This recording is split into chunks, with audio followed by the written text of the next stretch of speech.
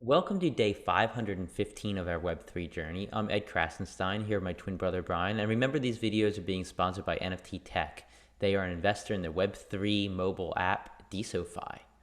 So, Brian, NFTs, it seems like they're starting to go mainstream. It's a slow process. But what's the latest with where NFTs are headed? Yes, to the messaging app Telegram, they're teasing the possible use case of NFTs for usernames as well as some other things. And the CEO of Telegram, Pavel Durov, has proposed bringing its platform usernames and channel links to market as NFTs. And in a post he made on his personal Telegram account, or his personal Telegram channel, which has like 650,000 plus subscribers, Durov suggested that millions of reserved Telegram addresses could actually be auctioned off as assets on the blockchain.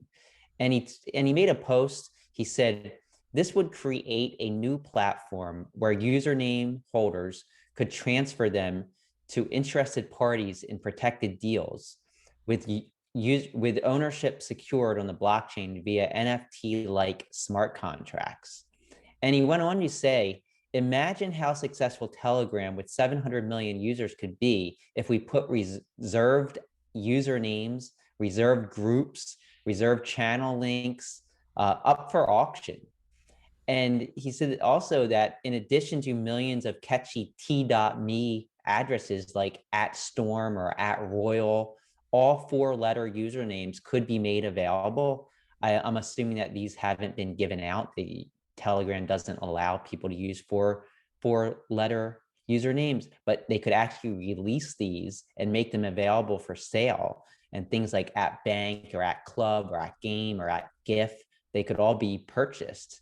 And other elements of the Telegram ecosystem, including channels, stickers, and emojis, could then later also be part of the marketplace and be sold as NFTs. This kind of reminds me of Story and what they're doing on the Deso blockchain. Yeah, it's interesting for sure. Like, if they do it, then other messenger apps are gonna do it, and is that gonna have a watering down effect? You think? You think like people are gonna be like, okay, I can buy a name on Telegram, but I can also buy one on Discord, or I can buy one on WhatsApp, and what's you say? In 10 years from now, Telegram might not be here anymore. There's gonna be some new revolutionary messaging app. So I don't know if it's a really good investment per se, but it's definitely an interesting idea, I think. Well, yeah, I could definitely see companies wanting to have a certain username and paying big bucks for it, whether it's actually an investment that you're going to flip for a profit. I don't know about that, but an investment from a business standpoint in order to kind of get your brand out there, I think it's definitely something that would attract people and Yeah, investors. yeah, for sure. So yesterday there was another article on Cointelegraph, and this article was titled "Facebook and Twitter Will Soon Be Obsolete Thanks to Blockchain Technology." It was really an article talking about Web3 and all of the problems that Web2 brings to existence. And it mentioned DeSo. The article mentioned DeSo. It said, quote, multiple platforms have launched that may supplant the social media industry on Web2. They include the they include the team's Lens protocol, I guess it's AAV, team's Lens protocol, and the Anderson Horowitz backed DeSo. Both are built to host decentralized social media apps. It was interesting to see DeSo as mentioned. They did go on to talk a lot about Lens. They didn't talk so much about DeSo, but I think it's a good sign that DeSo is still making the news when it comes to Web3. Yeah, and I like how they said Andreessen Horowitz backed. It's kind of adding to the pump, I guess. Obviously, Andreessen Horowitz, Social Capital, many other uh, VC firms have invested early into the DeSo blockchain back in March or so of 2021.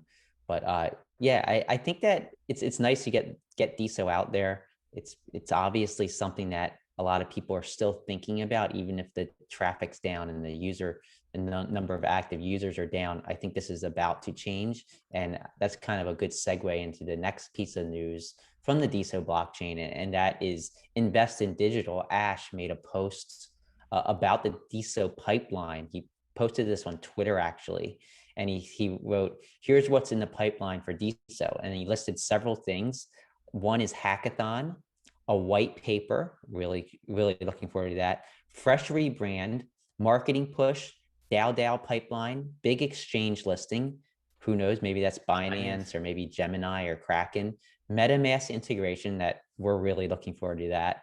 And strategic partnerships, which I think that's probably the most important, at least in my mind, about any of this, is getting partnerships with companies, with maybe other protocols, but just projects that are building really cool social things on the internet, partnering with them and letting Deso kind of drive that engine for the social. Yeah, definitely. I'm looking forward to all of them, and like you said, MetaMask integration. I think that's going to be huge for a lot of nodes. I think it's going to help bring the Ethereum community onto the Deso blockchain. The marketing push, obviously, the strategic partnerships. I can't wait to see what these partnerships may be, but I'm excited. I think it's coming soon, and we'll just have to keep our eyes and ears open.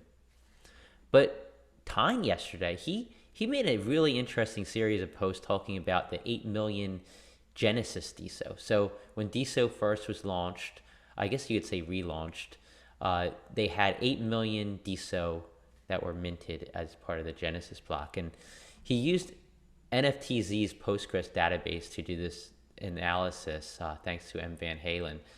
He rummaged through the Genesis block. He was able to come up with some really interesting information. So the blockchain started with 8 million DSO as part of the quote relaunch in March of 2021. I think I'm not really sure exactly what happened. It did launch, but then it was like they had to redo it. Do you know the details of that, Brian?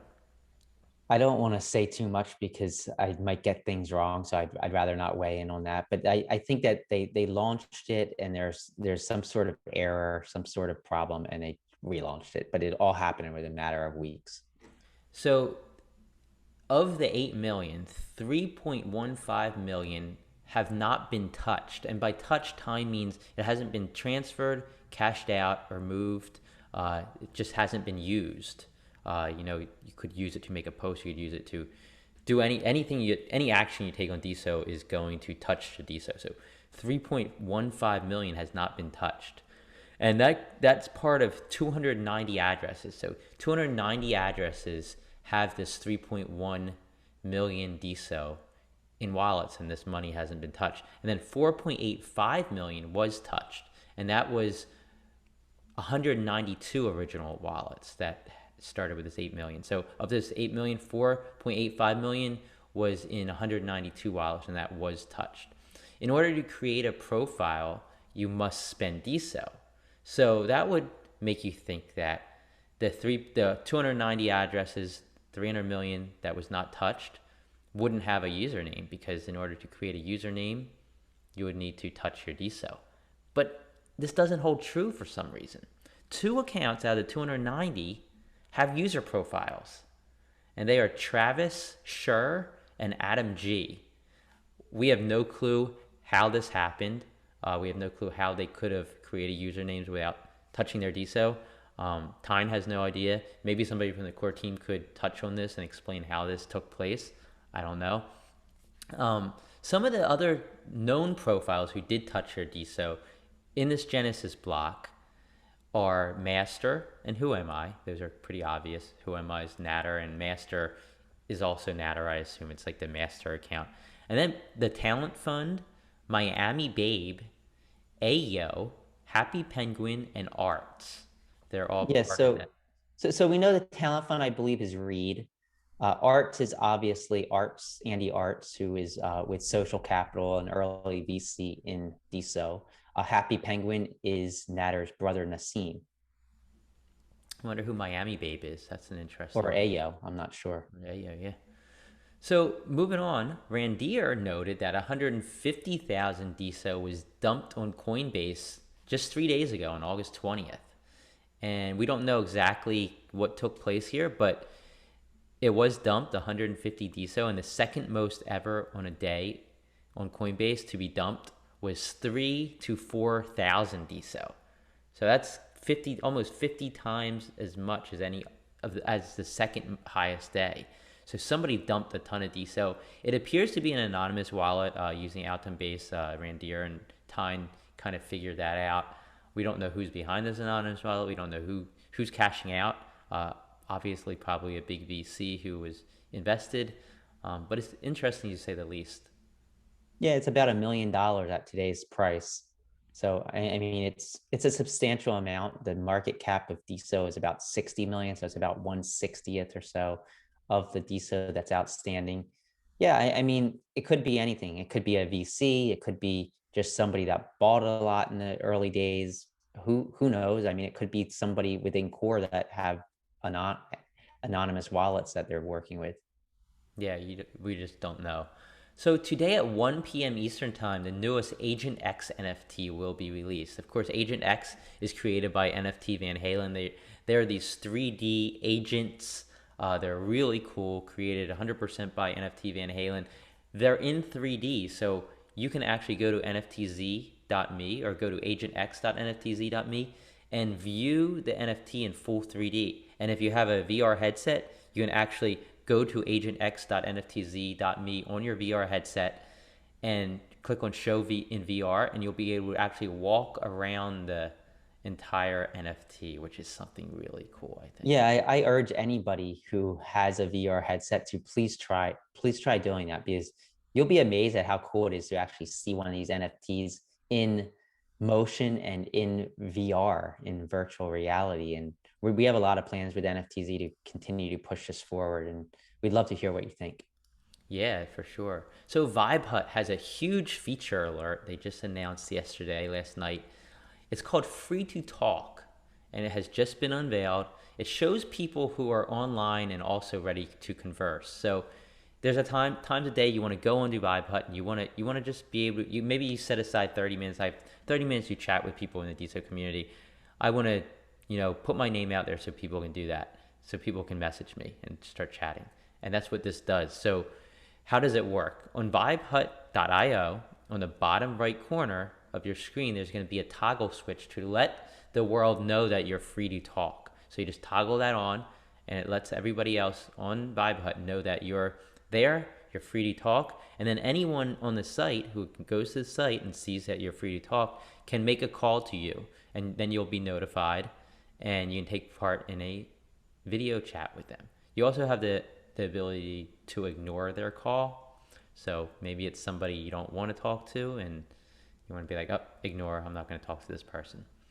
But you can do that. One Dolinsky, great job with the latest iteration of Vibe Hut. Yeah, I love this idea because until DSO gets more crowded, more active users, it is hard to kind of go on a vibe hut and just expect people to be ready to talk. So this kind of allows you to just sit back and wait for somebody to come to you. Love this. And I always say that I should be using vibe hut more. But moving on, the top 10 bidders of NFTs over the last 24 hours, according to NFTZ, and this is the number of total bids in the last day that these people have made on NFTs. And the number one person was Le Big Mac, followed by Vesna Stularin, Dragonstone, Brian Drever, Meta Philosopher, Juice, Nigels, Zia Mead, Diamond VC, and BitClout FR. And the top diamonded creators over the last 24 hours, according to Altum Base, are Octoposse, who had a big drop yesterday, or they opened up minting yesterday, which was quite incredible. We minted several, followed by M. Her, Krasenstein Us, Sandy Rose, who's back and making some long posts again. It's nice to see Sandy back, Sandy. putting some thought into things. Shady Acres, Arapete, Niku, Kayla Carew, Spunk Art, and Panini. Congratulations. And today's events, thanks to Miss Katie Ann. She's been supplying us with this list again. Amazing job. 10 a.m. Eastern Time, Crypto Fi Weekly with Darian Parrish on Vibe Hut. You can definitely check that out. Darian's an expert on crypto, and it's just a pleasure to talk to him about crypto related things, especially what's trending now in crypto. So it's 10 a.m. Eastern Time on Vibe Hut. Then at 2 p.m. Eastern Time is the Deso Alt Space Metaverse with Daryl Gold, Wildography, Dr. Rob, Mr. Triplet, and many others. That's on altvr.com, and the event code is XRG514. Go to Miss Katie Ann's bio on Deso, and you can get all the details, all the URLs to these events. That's at 2 p.m. Eastern Time. At 3:30 p.m. Eastern Time is an AMA with Simon Squibb, who's an angel investor and entrepreneur. Michael Meyer, Sean Tron, entrepreneur will be there. That's on joinentre.com. Definitely check that out. It's going to be a great event. And I think that's all the news we have for today. Everybody have a great rest of your day. I'm hoping something big happens this week, Brian. Let's hope. Fingers crossed. All right, everybody have a great day, and we'll talk to you tomorrow.